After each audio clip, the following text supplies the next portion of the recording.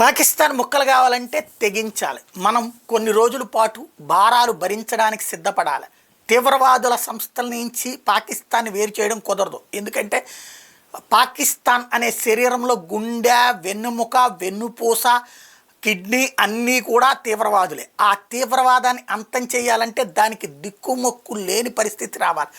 అలా జరగాలంటే అక్కడే పుట్టిన కొత్త తీవ్రవాదం వాళ్ళ దృష్టిలో, అదే సందర్భంలో మన దృష్టిలో పోరాట యోధులైనటువంటి Baloch liberation army, Tehrik Taliban Pakistan, Sindh rebels ఇట్లాంటి వాళ్ళందరినీ ప్రోత్సహిస్తే ఆయా ప్రాంతాన్ని 4 ముక్కలుగా చేయడం సులభమైనటువంటి పని. మనం అంటే కనుక ఈ 4 ముక్కలు చేసుకోవడానికి వాళ్ళు సిద్ధంగా ఉన్నారు. స్వతంత్ర దేశంగా ప్రకటించుకోవడానికి సిద్ధంగా ఉన్నారు.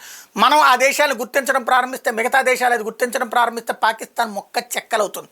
కానీ పాకిస్తాన్ సార్వభౌమత్వాన్ని సవాల్ చేయటం మన ఉద్దేశం కాదు. పాకిస్తాన్కి సంబంధించినటువంటి బుద్ధి మారాలని కోరుకుంటాం. కానీ 77 ఏళ్ల నుంచి పుట్టుకతో వచ్చిన బుద్ధి పుటకలతో కానీ పోదన్నటువంటి ధోరణిలో ఉన్నటువంటి పాకిస్తాన్ బుద్ధి మార్చుకోకపోతే ఎంతకైనా తెగించి అవసరమైతే ఒక 2-3 నెలల పాటు భారతీయులకు కొన్ని కష్టాలు ఉంటాయి. ఆర్థిక కష్టాలు, ఆహార కష్టాలు, మందుల కష్టాలు, ఉద్యోగ కష్టాలు, ఉపాధి కష్టాలు. బట్ దాన్ని ఫేస్ చేయడానికి భారత సమాజం సిద్ధపడితే భారత ప్రభుత్వం ధైర్యంగా వెళ్ళి మిగతా పనులు చేస్తుంది. తీవ్రవాదులకు సంబంధించినటువంటి మిగతా స్థావరాలు లేపడం దగ్గర నుంచి ఆ దేశం 3 ముక్కలు అవ్వడానిక 4 ముక్కలు అవ్వడానిక సహకరించగలుగుతుంది, చేయగలుగుతుంది. కాకపోతే భారత ప్రజల సంకల్పం స్థిరంగా ఉండి ప్రభుత్వం వెంట ఉండాలి. ఈ సంకల్పాన్ని దెబ్బతీసేటటువంటి అంతఃశత్రువుల నుంచి మనం ఈ దేశాన్ని, ఈ నిర్ణయాల్ని కాపాడుతూ ఉండాలి. ఆ స్థితికి ప్రజలు సిద్ధంగా ఉన్నారా లేదా అన్న దాని మీదనే భవిష్యత్తు ఆధారపడి ఉంటుంది.